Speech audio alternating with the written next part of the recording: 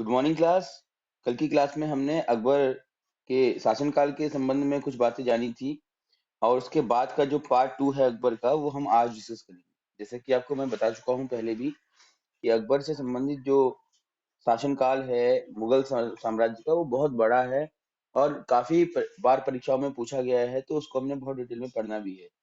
देखिए कल कैसे अकबर शासन करने बैठता है, कैसे वो पानीपत का द्वितीय युद्ध जीतता है और कैसे षड्यंत्र के माध्यम से बैरम खां को वजीर के पद से हटवा दिया जाता है अकबर के हाथों।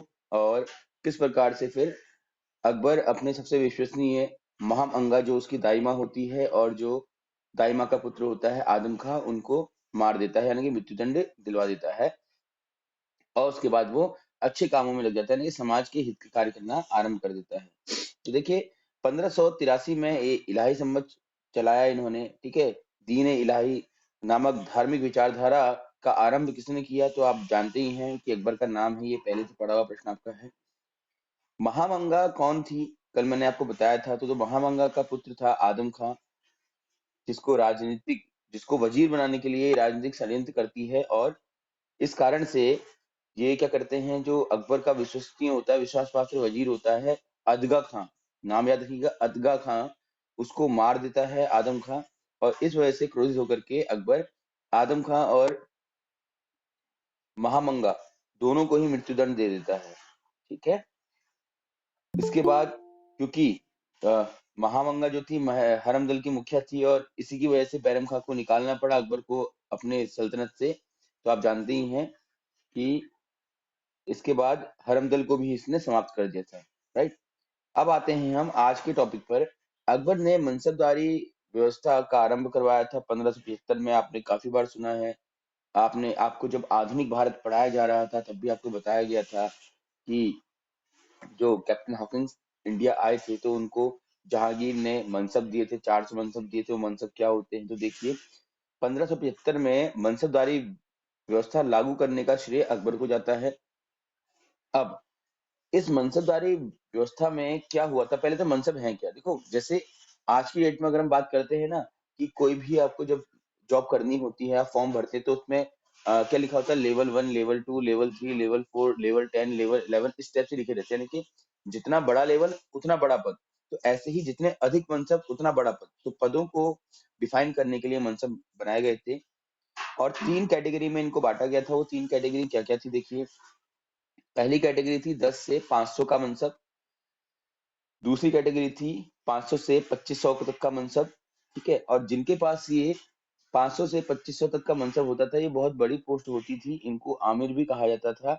आपको सल्तनत काल में पढ़ाया था कि जो आमिर होते थे या जो कहीं की जिनको हम सरदार भी कहते थे, उनका सीधा हस्तक्षेप रहता था राजनीति पर, ठीक है। तो ये बहुत बड़े पद हुआ करते थे और इनसे बड़े पद जो थे 2500 से ऊपर के जो मनसब है वो बहुत कम लोगों को मिलते थे और उनको आमिर ए आलम कहा जाता था। तो याद रखना है, आमिर ए आलम पद के लोगों को 2500 से ऊपर के मनसब प्राप्त होते थे, जबकि आमिर जो होते थे उनको 500 से 2500 तक मनसब प्राप्त होते थे। और उनसे छोटे जो लोग होते थे सैनिक वगैरह, इनको 10 से 500 का मनसब।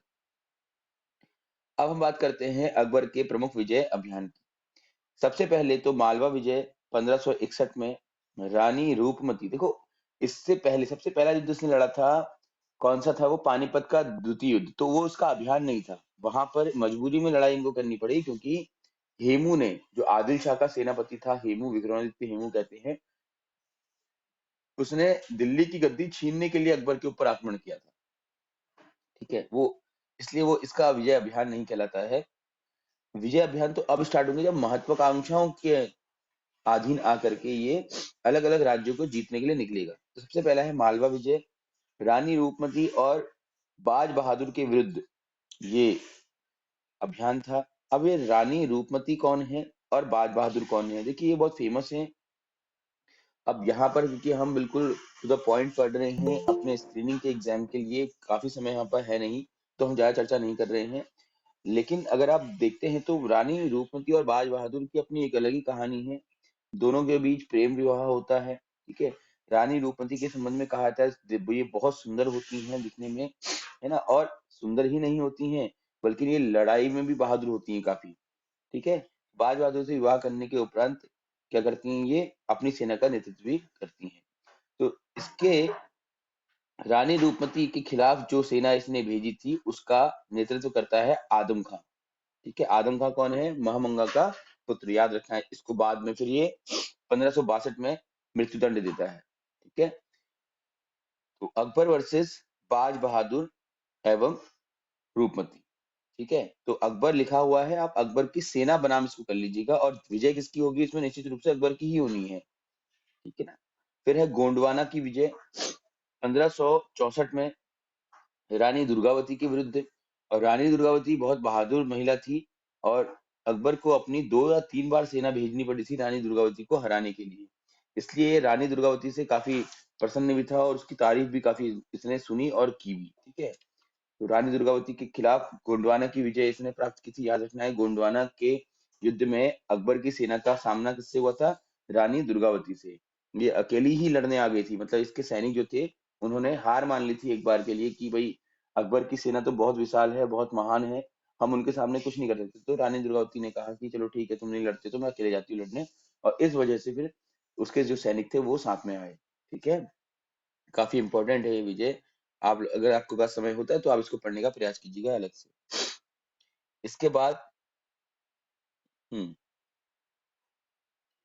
नेक्स्ट है आपका 1565 में मारवाड़ के शासक रावचंद्र सेन के विरुद्ध। ये उतना इंपॉर्टेंट नहीं है, देखिए गोंडवाना और मालवा विजय बहुत इंपॉर्टेंट है, याद रखना है। मालवा में रानी रूपमती थी और गोंडवाने में रानी दुर्गावती थी। ठीक है, तो मारवाड़ के युद्ध की बात करें तो मारवाड़ के जो शासक थे रावचंद्र सेन के विरुद्ध इन्होंने युद्ध लड़ा और निश्चित रूप से जीता। रणथंबोर, तो रणथंबोर में सूरज राय के विरुद्ध अकबर की सेना आई। ठीक है, वहां पर इन्होंने युद्ध जीता। युद्ध कहीं देखो, कहीं पर तो युद्ध हुआ ही नहीं, कहीं पर तो सेना के सामने हथियार डाल दिए गए और अकबर की अधीनता स्वीकार कर ली गई, तो वहां पर युद्ध की नौबत ही नहीं आई। इसके बाद आपका आता है चित्तौड़। वर्ष याद रख लीजिएगा आप, चित्तौड़ का युद्ध किसके विरुद्ध होगा, तो महाराणा प्रताप के विरुद्ध होगा। ठीक है, हल्दी घाटी का युद्ध किसके विरुद्ध होगा, तो महाराणा प्रताप के विरुद्ध ही होगा। अब हम बात करते हैं हल्दी घाटी के युद्ध की। ठीक है, देखिए हल्दी घाटी का जो युद्ध था वो आपने अपने बाल्यावस्था में किताबों में पढ़ा भी होगा, काफी कुछ फेमस भी है, जहाँ पर हम इनके संबंध में एक पूरी कविता भी लिखी गई है। ठीक है, महाराणा प्रताप के विरुद्ध इस युद्ध में अकबर की सेना का नेतृत्व किसने किया था, तो मानसिंह, आसफ खां, जहांगीर, महावत खां, ये इतने योद्धा थे। इन्होंने हल्दी घाटी के युद्ध में महाराणा प्रताप के विरुद्ध अपनी सेना उतारी थी, और महाराणा प्रताप को इसमें हार का सामना करना पड़ा। देखिए महाराणा प्रताप ने जितनी बार अकबर की सेना से युद्ध किया उतनी बार उसको हार का सामना करना पड़ा, लेकिन उसने अपनी वीरता दिखाई है हर किसी में। ठीक है, तो इतना याद रखना है, ज्यादा डिटेल इसकी रिसर्च हम नहीं करेंगे। तो इस युद्ध में महाराणा प्रताप की हार हुई, और वे फिर अधीनता तो स्वीकार वे करते नहीं है, लेकिन वे क्या करते हैं, अपने चित्तौड़ किले से जंगलों की तरफ चले जाते हैं और फिर दोबारा से सेना जुटाने में लग जाते हैं। इसके बाद है अकबर ने अपनी नई राजधानी फतेहपुर के निकट सिकरी नामक एक स्थान पर बसाई थी, और वहीं पर एक इबादत खाना जिसको प्रार्थना कक्ष भी कहते हैं बनवाया। तो आप ये पॉइंट स्पेशली नोट कीजिएगा कि अकबर द्वारा प्रार्थना कक्ष जिसको इबादत खाना कहते हैं वो कहाँ बसाया गया था, तो जो इनकी नई राजधानी थी फतेहपुर उसके निकट सिकरी में ये इबादत खाना बसाया गया था, है ना? फतेहपुर सिकरी में ये इबादत खाना आपका बसाया गया था। इन्होंने विवाह की उम्र बढ़ाकर लड़की के लिए 14 लड़कों के लिए 16 वर्ष कर दी थी। आ सकता है परीक्षा में, लेकिन उतना इम्पोर्टेंट ये तब भी नहीं है। मजहर जारी होने के बाद अकबर ने सुल्तान ए आदिल और इमाम ए आदिल की उपाधियां धारण की। ठीक है, तो ये 2 उपाधियां इंपॉर्टेंट, उपाधियां तो किसी भी राजा को आप पढ़ रहे हैं, किसी शासक को आप पढ़ रहे हैं तो उसकी उपाधियां आपको याद होनी ही चाहिए। ये उपाधियां एग्जाम में पूछी जा सकती हैं। सुल्तान ए आदिल या सम्राट ए आदिल और इमाम ए आदिल की उपाधि किसने धारण की।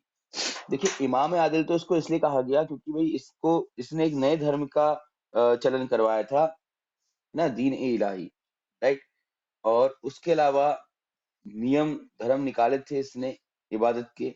और उसके बाद सुल्तान आदिल इसलिए कहा गया क्योंकि ये एक महान सम्राट था या महान सुल्तान था। इमाम ए आदिल की उपाधि इसने तब धारण की जब इसने 14 आज्ञा पत्र निकाले, जिनको हम अंग्रेजी भाषा में चार्टर कहते हैं ना, कि जो राजा द्वारा कुछ नियम निकाले जाते हैं उनको मानना अनिवार्य होता है। तो ये कुछ बातें थी अकबर के संबंध में। हम अकबर का जो डिस्कशन है यहीं पर समाप्त करते हैं। बाकी अकबर के शासनकाल, इसकी शासन व्यवस्था और सुधार व्यवस्था जो भी है वो हम आगे सांस्कृतिक सुधारों में बात करेंगे, जब हम मुगल काल के सांस्कृतिक सुधार पढ़ेंगे। अब आते हैं, देखिए अकबर के बाद उसका पुत्र था जहांगीर, जिसका बाल्यावस्था का नाम सलीम था। और सलीम नाम इसका क्यों पड़ा था ये इंपॉर्टेंट है आपके लिए, तो नोट कर लीजिएगा। शेख सलीम चिश्ती के नाम से इसका नाम सलीम रखा गया। ऐसा माना जाता है कि अकबर सलीम चिश्ती को बहुत मानते थे और उनके दरबार में जाया करते थे, और उनकी रहमत से ही इनको पुत्री की प्राप्ति हुई थी, तो इसलिए इनका नाम इसने सलीम ही रख दिया। तो 1605 ईस्वी में अकबर की मृत्यु के पश्चात यह गद्दी पर बैठा और इसने अपनी आत्मकथा तुजुक ए जहांगीरी खुद लिखी। याद रखना है, अभी तक मुगल काल में अभी तक जहांगीर के साथ मिला करके दो ही लोग हुए हैं जिन्होंने आत्मकथा लिखी है। एक थे आपके बाबर, ठीक है, और एक है जहांगीर। बाबर ने लिखी बाबरनामा तुर्क भाषा में, और उसका अनुवाद कराया किया है अब्दुल रहीम खाने खाने ने फारसी भाषा में, राइट। और तुजुक ए जहांगीरी जहांगीर की जीवनी है या आत्मकथा है, सॉरी आत्मकथा है, जो कि फारसी भाषा में लिखी गई है। और आत्मकथा लिखी है तो कौन लिखेगा, खुद जहांगीर। कब ये गद्दी में बैठता है, देखो 1605 में। तो याद रखना है, ये ईयर इसलिए भी याद रखने होते, कई बार कुछ घटनाएं ऐसी होती हैं कि आपको वर्ष के साथ वो घटना पूछ देगा, ठीक है। जैसे आपसे पूछ देगा कि जो डच थे वो इस वर्ष भारत आए थे, मतलब कि, है ना। और कब आए थे भारत, तो पहले बताओ डच। लगभग 1554 के समय वो लोग भारत आए थे, और 94 94 के समय भारत आए थे। तो उस समय भारत में किस मुगल शासक का शासनकाल था, तो आप लोग खुद याद रख सकते हैं कि 1605 तक तो अकबर ही था ना, तो अकबर का ही रहा होगा, ठीक है। ऐसे ही जो कैप्टन हॉकिंस हैं वो 1605 में भारत आए थे, ठीक। उस समय कौन था, तो उस समय गद्दी पर कौन था, तो आप अगर आपने ये पढ़ा है अच्छे से, क्या बोलते हैं इसको, टाइमलाइंस पढ़ी है, तो आप लोग रिकॉल कर सकते हैं कि जहांगीर ही रहा होगा, ओके। 1611 में नूरजहां से इन्होंने विवाह किया। देखिए नूरजहां का बहुत बड़ा रोल है इनके शासनकाल में, ठीक है। और कई हद तक कई इतिहासकार तो इसके शासनकाल को पेटीकोट शासन व्यवस्था भी कहते हैं, या फिर कहें कि शासन भी कहते हैं। क्यों कहते हैं, क्योंकि एक लंबे समय तक नूरजहां और उसकी माँ अस्मत बेगम, इन दोनों ने मिलकर के बहुत ज्यादा राजनीतिक हस्तक्षेप किया था।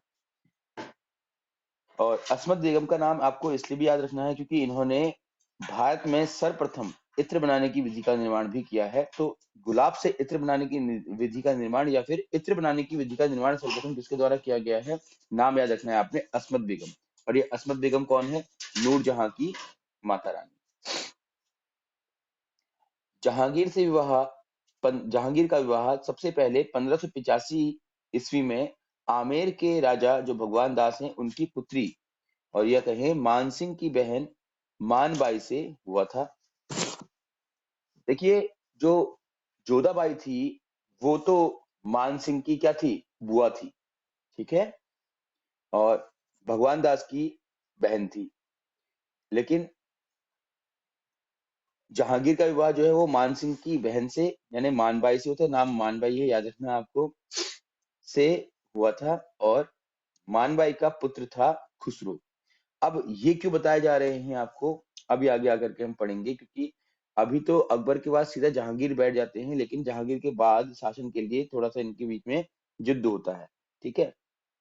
तो याद रखना है कि खुसरो कौन है, मानबाई का पुत्र है। दूसरी पत्नी इनकी कौन है, 1586 में इनका दूसरा युद्ध हुआ मारवाड़ के राजा उदय सिंह की पुत्री जगत गुसाई से, राइट। तो जगत गुसाई कौन है, मारवाड़ के राजा उदय सिंह की पुत्री है। इनका पुत्र है खुर्रम, जिसको हम शाहजहां कहते हैं। और ये आपको पता ही है कि गद्दी में जहांगीर के बाद शाहजहां बैठता है, खुर्रम बैठता है। फिर है राज्याभिषेक के उपरांत जहांगीर ने नरुद्दीन मोहम्मद जहांगीर बादशाह का गाजी की उपाधि धारण की थी।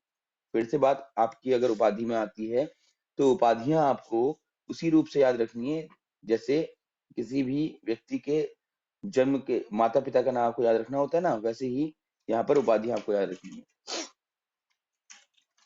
तो क्या उपाधि है? नरुद्दीन मोहम्मद जहांगीर बादशाह गाजी।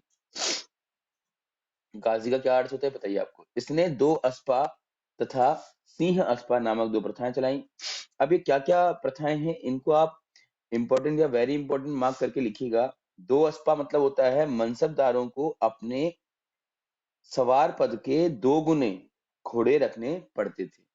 ठीक है, माना कि अगर किसी को 200 का मनसब मिला है तो उसको क्या करना पड़ेगा, 400 घोड़े रखने पड़ेंगे अपने पास। किसी को 500 का मनसब मिला है तो उसको कितने रखने पड़ेंगे, सोच लीजिए आप खुद ही, है ना, दुगना कर लीजिए उसका। और सिंह अस्पा प्रथा थी, मनसबदारों को अपने सवार पद के 3 गुने घोड़े रखने पड़ते थे। ठीक है ना। देखिए समय कम है हमारे पास और एग्जाम नजदीक है, इसलिए थोड़ा सा स्पीड में करना पड़ रहा है, नहीं वरना तो आप जानते हैं कि इतिहास को जब तक कहानी के रूप में ना पढ़ो तो मजा नहीं आता। और शॉर्ट और कंसाइज रिवीजन के लिए ही आप एक प्रकार से देखें कि ये क्लास चलाई जा रही है। 1615 ईस्वी चित्तौड़गढ़ की संधि। देखिए जहांगीर के समय में बहुत ज्यादा युद्ध तो नहीं हुए, तो युद्ध तो अकबर के समय में ही बहुत ज्यादा हुए थे और वही आपको याद रखने हैं। उसके बाद औरंगजेब के टाइम पे होंगे, क्योंकि औरंगजेब के टाइम पे बहुत सारे जो हमारे लोकल कबीले थे या फिर स्थानीय जो शासक थे उन्होंने विद्रोह करना शुरू कर दिया था। राणा अमर सिंह ने जहांगीर की अधीनता स्वीकार कर ली और जहांगीर ने अमर सिंह को चित्तौड़ का संपूर्ण भाग वापस कर दिया। देखिए चित्तौड़ का जो भाग था या चित्तौड़ जो किला था वो पूरा का पूरा राणा सांगा से छीन लिया था अकबर ने। और आप मानते हैं कि अकबर सॉरी राणा सांगा जी कह रहा हूं, महाराणा प्रताप से इतना प्रभावित था कि वो चाहता था कि महाराणा प्रताप उनके दरबार में आए, उनकी सेना में शामिल हो। इवन दो उनकी सेना का नेतृत्व वो उनको देना चाहता था, लेकिन महाराणा प्रताप कभी गए नहीं। ठीक, उन्होंने कहा कि मैं युद्ध कर लूंगा लेकिन अधीनता स्वीकार नहीं करूंगा। तो अब उसके बाद राणा अमर सिंह ने महाराणा प्रताप के बाद जहांगीर की अधीनता स्वीकार की और अपना जो पूरा किला था वो प्राप्त कर लिया। महाराणा प्रताप के बाद उनका पुत्र अमीर सिंह मेवाड़ का शासक बना था, ये तो बताने की आवश्यकता नहीं है। नूरजहां का गुट, अब देखो अब यहाँ पर गुटबंदी होती है राजनीति के लिए। तो नूरजहां के इस गुट में सबसे पहले तो इतमाद उत दौला जो कि उनके पिता थे, असमत बेगम माता थी इनकी, आसफ खां इनका भाई था, शहजादा खुर्रम जो कि किसका पुत्र था, अभी आपको पढ़ाया था मैंने, बताइए। देखिए शहजादा खुर्रम किसका पुत्र है, यहाँ देखिए आप, याद रखिएगा आप, जगत गोसाई का। ठीक है, तो याद रखना है जगत गोसाई। इसी को कई लोग क्या है जोधा भाई भी बोल देते हैं, हालांकि ऐसा नहीं है। ठीक है, जगत गोसाई का पुत्र था, ठीक है, खुर्रम, तो याद रखना है, आपने भूलना नहीं है। मान भाई का पुत्र कौन है, खुसरो है, राइट। तो ये नूरजहां का गुट होता है जिसमें जगत गोसाई का पुत्र खुर्रम, शाहजहां, असमत बेगम जो उसकी माता है नूरजहां की, आसफ खां और इमाद उद दौला, ये एक साथ मिल जाते हैं। और लेकिन बाद में खुर्रम जो है, शाहजहां जो है, अपने आप को इस गुट से अलग कर लेता है क्योंकि वो इनकी जो षड्यंत्र होते हैं उनको समझने लग जाता है। नूरजहां ने अपनी शक्ति और प्रभाव को बढ़ाकर राज्य पे हस्तक्षेप बढ़ा दिया, क्योंकि इतने बड़े बड़े लोग उसके साथ हैं, उनके गुट में हैं, तो जाहिर सी बात है कि उनका हस्तक्षेप बढ़ना ही है। और दूसरी बात यह है कि जहांगीर भी नूरजहां को बहुत ज्यादा पसंद किया करते थे और नूरजहां बहुत बुद्धिमान भी थी और इनको राजनीतिक समझ भी बहुत अधिक थी तथा राज्य के सिक्कों पर जहांगीर के साथ उनका नाम भी लिखा हुआ मिलता है। जहांगीर के समय 1608 में कैप्टन हॉकिंस इंग्लैंड के जेम्स प्रथम के दूत बनकर के भारत आए। 1605 बोला था, सॉरी 1608 में भारत आए और इनको जहांगीर द्वारा 400 का मनसब दिया गया और इंग्लिश खां या फिरंगी खां की उपाधि भी दी गई। ये सब हम आधुनिक भारत में डिटेल में पढ़ चुके हैं। जहांगीर की न्याय की जंजीर, अब बात करते हैं जहांगीर की न्याय की जंजीर। देखिए इंपॉर्टेंट है इसलिए थोड़ा सा समझाऊंगा आप लोगों को डिटेल में इसको मैं। देखिए ये कहा जाता है कि जहांगीर ने अपने किले से थोड़ा सा दूर एक न्याय की जंजीर टांगी हुई थी। अगर कोई रात के समय भी आकर के उस जंजीर को खींचेगा तो क्या होगा, जहांगीर उसी समय अपनी जो सभा है बैठा करके उसको न्याय देने का कार्य करते थे। यानी कि इनका एक प्रण था कि भाई जो भी इस जंजीर को खींचेगा तो उसको हम उसके न्याय के लिए हम सब कुछ करेंगे, तो जितना प्रयास होता है वो करेंगे। राइट। तो देखिए, यह सोने की एक जंजीर थी जिसमें सोने की घंटियां लगी थी, जिसे राजमहल की दीवार में लटकाया गया था। कोई फरियाद लेकर के अगर आता था तो कोई जंजीर को खींचकर न्याय के लिए फरियाद कर सकता था। जहांगीर ने सिखों के पांचवें गुरु अर्जुन देव को, ये भी इंपॉर्टेंट है, वेरी वेरी इंपॉर्टेंट, मार्क कीजिएगा कि अर्जुन देव को किसने मरवाया था, तो जहांगीर ने सिखों के पांचवें गुरु अर्जुन देव को मरवा दिया था। क्यों मरवाया था? क्योंकि इसने शहजादा खुसरो का के साथ मिलकर के विद्रोह किया था, या उसकी सहायता की थी विद्रोह करने में। ठीक है। अब देखिए, मेन क्या है ना, कि जो शहजादा खुसरो होता है वो मान बाई का पुत्र होता है, राजपूत खून उसके अंदर है ही। और दूसरी बात कि वो बड़ा है अपने परिवार में, तो वो चाहता है कि भाई उसको ज्यादा महत्व मिले, है ना। लेकिन प्रॉब्लम ये होती है कि जो ये नूरजहां का जो गुट है वो नहीं चाहता कि खुसरो गद्दी पर बैठे। राइट। अब लेकिन फिर भी क्या होता है, देखो खुसरो जो है उसकी कुछ खासियत होती है, वो बहुत ही कह सकते हैं कि एक बार से सॉफ्ट स्पोकन होता है, मधुर भाषी होता है, बहुत मतलब कहें कि मित्रवत उसका व्यवहार होता है अपनी जनता के साथ।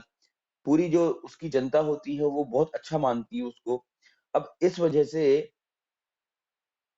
जो शहजादा जो खुसरो है वो थोड़ा सा कहीं ना कहीं थोड़ा विचलित रहता है कि उसका जो पिता है वही उसको क्या है पसंद नहीं कर रहा है, बाकी पूरी जो जनता है उसको पसंद कर रही है। ठीक है।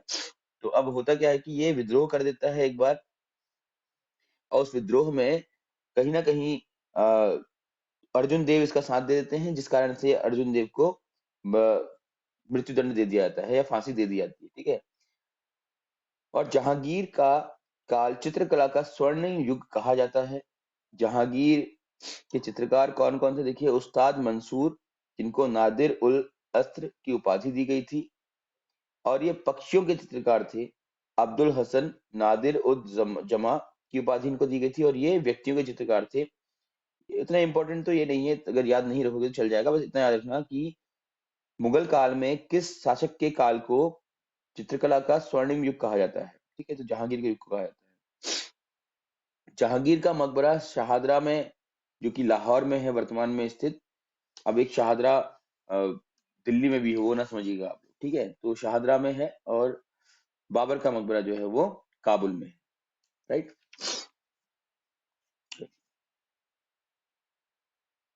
तो ये तो रही बात आपकी जहांगीर की। आपसे निवेदन है कि जितना भी आपको अभी पढ़ाया गया है उसको आप नोट्स बनाए जरूर, क्योंकि जब तक आप नोट्स नहीं बनाएंगे तब तक नहीं हो पाएगा। हाँ, और भी अगर आपको जैसे कुछ जानकारी लेनी हो, जैसे माना कि आप ये जानना चाह रहे हो कि अ, जहांगीर के शासनकाल में ये खुसरो का जो उसके साथ विद्रोह हुआ था या फिर आक्रमण हुआ था, उसका क्या परिणाम निकला, क्या हुआ क्या नहीं हुआ, ये सारी चीजें आप लोग और डिटेल में समझने के लिए बाद में क्लासेस कंटिन्यू करते रहिए।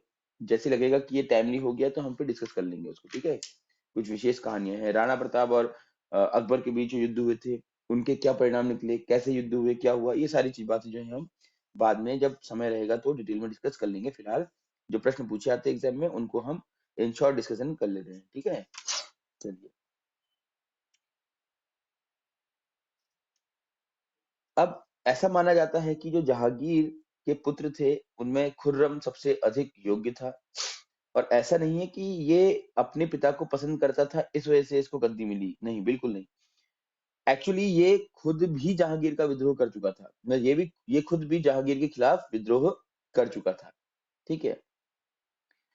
जहांगीर अपना जहांगीर खुर्रम को अपना भावी उत्तराधिकारी समझता था, क्योंकि ये काफी ताकतवर था और काफी राजनीतिक कुशलता इसके अंदर थी।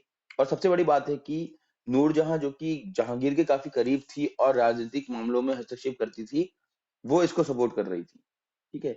इस कारण से समझता था, लेकिन कुछ इसके गलत बर्ताव की वजह से, विद्रोह की वजह से जहांगीर जो है वो इससे थोड़ा-सा विचलित हुआ, लेकिन बाद में एक युद्ध में जहांगीर की इसने काफ़ी सहायता की और उस युद्ध को जीतने में पूरा योगदान दिया। तो इस वजह से क्या किया इसने, जहांगीर ने शाहजहां को अपना उत्तराधिकारी बना दिया। तो इस प्रकार से अब जहांगीर के बाद शाहजहां गद्दी पर बैठते हैं। खुर्रम जो है वो शाहजहां के नाम से गद्दी पर बैठते हैं, ठीक है ना? नाम खुर्रम है और शाहजहां की उपाधि इनको जहांगीर द्वारा दी जा रही है, राइट? चलिए चर्चा करते हैं इनके संबंध में। तो जन्म इनका इम्पोर्टेंट नहीं है, नाम इनका इम्पोर्टेंट है। बचपन का नाम इनका खुर्रम था और किसके पुत्र थे? जहांगीर, जगत गोसाई, जिसको जोधाबाई भी कहा जाता है। वैसे एक्चुअल जोधाबाई जो है वो कौन है? वो अकबर की जो पत्नी है उनका नाम है, ठीक है? इनका विवाह अर्जुमंद बानो बेगम से हुआ, जिसको मुमताज महल कहते हैं, क्योंकि आसफ खां की, यानी कहें नूर जहां के जो भाई थे आसफ खां, उनकी पुत्री थी। तो अब इस तरह से, क्योंकि नूरजहां के भाई की पुत्री का विवाह नूरजहां द्वारा खुर्रम से करा दिया गया था, तो अब अगर खुर्रम गद्दी पर बैठता है तो नूरजहां के पक्ष का एक डायरेक्ट हस्तक्षेप इसमें हो सकता है। तो ये भी एक कारण था कि शाहजहां को गद्दी पर बैठाने के लिए नूरजहां ने काफी कह सकते हैं कि जहांगीर को मनाया होगा, या फिर काफी उसने इन मामलों में हस्तक्षेप करके जबरदस्ती करके इसको बैठाया होगा गद्दी पर। 4 इसके पुत्र थे शाहजहां के: दारा शिकोह, मुराद बख्श, शाह सूजा, औरंगजेब। देखिए, एक शाह सूजा का नाम सुना होगा आप लोगों ने जब रणजीत सिंह के बारे में पढ़ा रहा था आपको मैं आधुनिक भारत में। और वो शाह सूजा जो था वो कौन था? आदिल शाह अब्दाली का पोता था, जिसने कि रणजीत सिंह को उसकी बहादुरी से प्रसन्न होकर के कोहिनूर का हीरा भेंट किया था, ठीक है? और औरंगजेब, तो दारा शिकोह सबसे बड़ा पुत्र होता है इसका, लेकिन इसके बाद भी औरंगजेब अपने इन सभी भाइयों को मार करके गद्दी पर बैठ जाता है। गद्दी पर बैठने के बाद सबसे पहले तो राजधानी इसने आगरा से दिल्ली स्थानांतरित कर दी, ठीक है? अब ये राजधानी आगरा कब चली गई, ये आप लोगों के लिए प्रश्न है, ठीक है? दिल्ली, राजधानी तो दिल्ली थी या आगरा ही थी, बताइए? तो अब ये प्रश्न आप लोगों के लिए है, ये आप लोगों का होमवर्क है, इसको करके देखिएगा कि अभी हम पढ़ रहे हैं कि गद्दी पर बैठने के बाद आगरा से दिल्ली इसने राजधानी स्थानांतरित करी। तो आप याद रखिए कि दिल्ली सल्तनत हम पढ़ रहे हैं तो राजधानी दिल्ली थी। अब दिल्ली से राजधानी आगरा कब बनी, ये आप लोगों के लिए एक प्रश्न है। इसका उत्तर मैं कल आपको दे दूंगा। इसका एक हिंट ये देता हूँ कि आगरा की स्थापना जो है वो सिकंदर लोदी ने की थी, तो उस समय उसने आगरा को राजधानी बनाया था, ठीक है? तो सल्तनत काल में तो सिकंदर लोदी आगरा को राजधानी बना चुका था। क्या उसके बाद दिल्ली राजधानी बनी या आगरा ही रही? और उसी के बाद अब पहली बार दिल्ली राजधानी बन रही है दोबारा से? तो ये आप लोगों के लिए प्रश्न है। गद्दी पर बैठने के बाद राजधानी आगरा से दिल्ली इसने हस्तांतरित कर दी। इसका सिंहासन तख्त ए ताउस था, याद रखना है नाम, तख्त ए ताउस किसका सिंहासन था? तो शाहजहां का, जिसमें बहुत सारे हीरे और जड़े हुए थे। हीरे और बहुत सारे कहें कि जो हम बोलते हैं ना ये रत्न होते हैं वो जड़े हुए थे, और सोने का ये पूरा बना था, ठीक? इसने दिल्ली के पास शाहजहानाबाद नामक शहर की स्थापना की। तो शाहजहानाबाद शहर की स्थापना किसने की है? तो शाहजहां के नाम से तो उसी ने की होगी, बहुत ज्यादा इंपॉर्टेंट इतना नहीं है। शाहजहां ने लाल किला बनवाया, जिसे किला ए मुबारक भी कहा जाता है, ठीक है? तो लाल किला किसने निर्माण कराया? देखिए, शाहजहां का नाम आप लोग जानते ही हैं कि जितनी भी हमारी आज की विरासतें हैं, ताजमहल है, लाल किला है, इन सब के लिए बहुत फेमस था। तो शाहजहां के समय में काफी सारे सांस्कृतिक महत्व के जो हमारे वर्तमान की विरासतें हैं वो डेवलप हुई थी। तो शाहजहां ने लाल किला बनाया दिल्ली में, और इस किले में दीवाने आम, दीवाने खास का निर्माण भी करवाया। अब दीवाने आम क्या है, दीवाने खास क्या है? दीवाने आम है जहां पर सिर्फ मंत्री वगैरह बैठेंगे, है ना? और दीवाने खास है जहां पर आम जनता का दरबार लगेगा। वो आम और खास से समझ में आता है। इसके शासनकाल में बुंदेलखंड और दक्षिण के विद्रोह बहुत ज्यादा होने लग गए थे। अब क्यों होने लग गए थे? क्योंकि जितने भी स्थानीय शासक थे वो सशक्त होते जा रहे थे, और साथ ही साथ इसके समय तक तो अंग्रेज भी आ चुके थे, पुर्तगाली भी थे, उनके द्वारा आधुनिक हथियारों की सप्लाई भी की जा रही थी इनको। है ना। इसने पुर्तगालियों को हुगली से बाहर कर दिया था। जब आपको मैंने आधुनिक भारत पढ़ाया था तो बताया भी था कि पहले तो पुर्तगालियों ने क्या किया कि हुगली नदी पर व्यापार करने की अनुमति प्राप्त कर ली थी, ठीक है। उसके बाद उन्होंने क्या किया कि जो बंगाल की खाड़ी का जो क्षेत्र है वहां से समुद्री लूटमार शुरू कर दी, जिस वजह से गुस्से में आकर के शाहजहां ने इनको पूरी तरह से क्या किया, बर्खास्त कर दिया वहां से। 1657 ईस्वी में शाहजहां की बीमार होने पर उसके 4 पुत्रों के बीच उत्तराधिकार का विद्रोह हुआ और जिसमें औरंगजेब विजय हुआ तथा शाहजहां को आगरा के किले में कैद कर दिया। शाहजहां के शासनकाल को द्वितीय स्वर्ण काल कहा जाता है। तो प्रथम स्वर्ण काल किसे कहा जाता है, याद रखना है आपको, ठीक है। तो गुप्त काल को कहा जाता है प्रथम स्वर्ण काल, राइट। द्वितीय स्वर्ण काल इसको कहा जाता है। गुप्त काल को भी इसलिए कहा गया क्योंकि गुप्त काल में बहुत सारी ये सांस्कृतिक विरासतें बनाई गई थी। इसने आगरा में मोती मस्जिद तथा दिल्ली में जामा मस्जिद का निर्माण कराया। ताजमहल का निर्माण कराया ये तो बताने की आवश्यकता आपको है नहीं। मोती मस्जिद, लाल किला, जामा मस्जिद, इनका निर्माण कराया गया, जिनमें से लाल किला और जामा मस्जिद दिल्ली में है, आप लोग शायद गए भी होंगे, और मोती मस्जिद और ताजमहल का है आगरा में। शाहजहां ने अबुल मुजफ्फर साहबुद्दीन मोहम्मद साहिब किरण ए सानी की उपाधि धारण की थी। बहुत लंबी उपाधि है, याद रख लीजिएगा इसको आप। इसके 4 पुत्रों का नाम था दारा सिकोह, मुराद बख्श, शाह सुजा, औरंगजेब।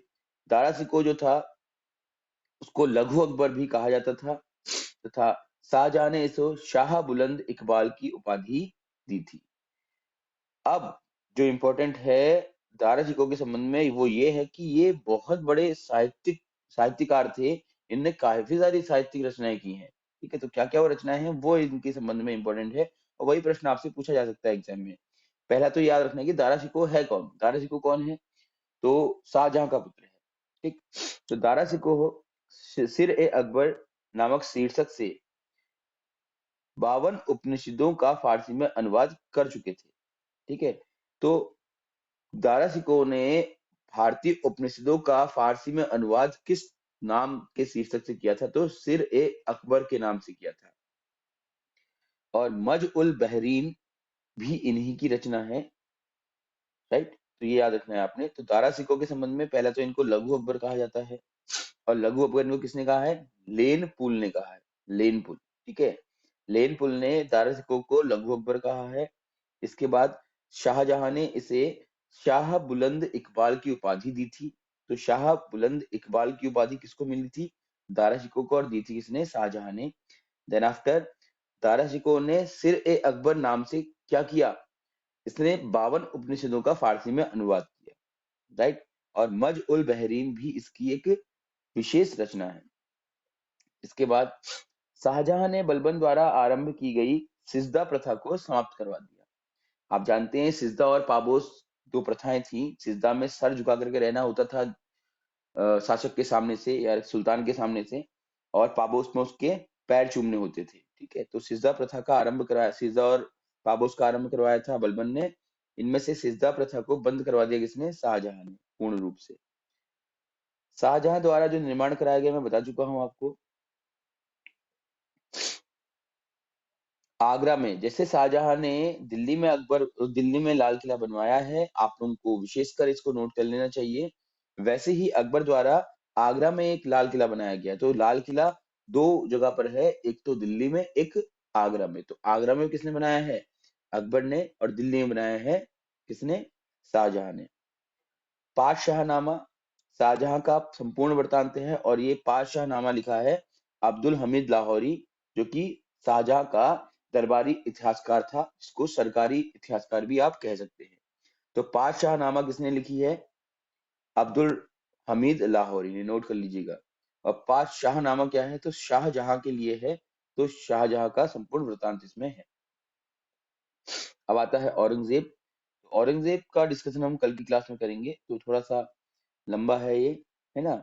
और कल की क्लास में हमारा ये समाप्त हो जाएगा मुगल काल कंप्लीटली। काफी कुछ इसमें हमने पढ़ना है और इसके बाद फिर सैटरडे संडे को आप लोगों का एक रिवीजन करवाया जाएगा, इसमें आपसे क्वेश्चन आंसर पूछे जाएंगे। उसके बाद फिर मंडे से हम प्राचीन भारत का इतिहास स्टार्ट कर लेंगे और कोशिश रहेगी कि 10 फरवरी तक हमारा ये प्राचीन भारत का इतिहास भी कंप्लीट हो जाए, ठीक है? और जितना आपने पढ़ा है पहले से उसको आप रिवाइज़ करते चलें, क्योंकि जितना रिवीजन आप करेंगे उतना आपको याद रहेगा, रिवीजन नहीं करेंगे तो फिर इतना सारा पढ़ने की कोई फ़ायदा आपको नहीं है। किताबों में आपको बहुत सारी कहानियाँ मिल जाएँगी, लेकिन उनमें से कितना आपको पढ़ना है, कितना याद करना है, ये आपके ऊपर है। तो जितना आपको मैं पढ़ा रहा हूँ, उसको तो आप बिल्कुल अपने मस्तिष्क में बैठा लो, ठीक है? इसके अलावा हम जो क्वेश्चन आंसर डिस्कशन करते हैं सैटरडे, संडे, उसमें जो क्वेश्चन्स आपके आते हैं, उसमें भी आपको डिटेल लिखा दी जाती है, ओके? ठीक है, फिर आज की क्लास के लिए इतना ही काफ़ी है। Thank you all.